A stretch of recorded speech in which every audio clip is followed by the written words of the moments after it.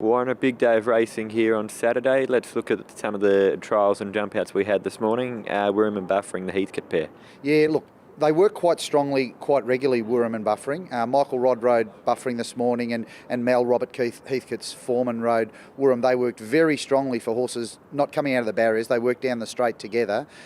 Very strong work. Both appeared to be working very comfortably. And look, they're both. Buffering ran a super race behind Black Caviar last time, and Wirram's coming off a Group 1 win. They certainly haven't gone backwards since then. The Newmarket Handicap's going to be a terrific race, but Robert Heathcote's horses invariably perform very well in Melbourne, and these horses have come back in great order, and their work this morning was really strong. I thought outside the jump outs, it was the highlight work of the morning.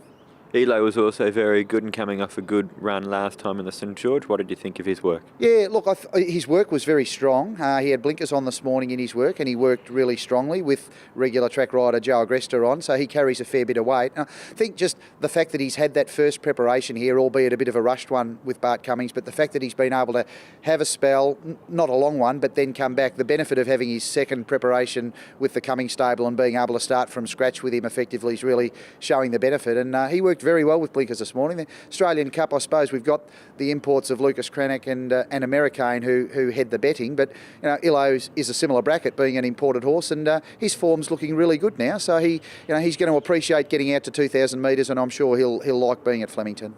We had two jump outs. The first, of course, Foxwedge was a star attract.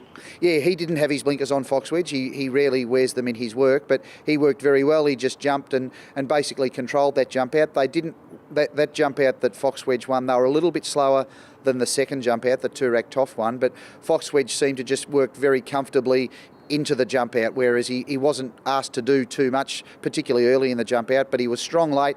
He had about a couple of length margin over Albert the Fat, Mr. Chard, and one other horse in that jump out. Metallurgical, the Patnack horse. So there wasn't much between the three of them, about a length and a half or 2 lengths behind Foxwedge, but that was just a lovely clean-up gallop, I would think, for Foxwedge. Like, good sharp work, strong, and he goes into the Newmarket Handicap with a very light weight and a great chance. And of course, Turak Toff won the next trial. Yeah, well, he's had a checkered career, Turak Toff, in that he's had a few injuries and setbacks, but he's a very talented galloper. He's already a multiple Group 1 winner, and look, he trialled very well with Damien Oliver on this morning. As I said, they ran almost 3/4 of a second quicker than the first jump out, and he trialled very well. The Perth Visitor, Waratah's Secret, trialled well just behind him, and Emerald Downs and Rock Classic having, probably a typical Bart Cummings type jump out a few days out from a feature race, just not being pushed out at all and just following them around. But still, in saying that, they ran very quick time. So Rock Classic himself has probably gone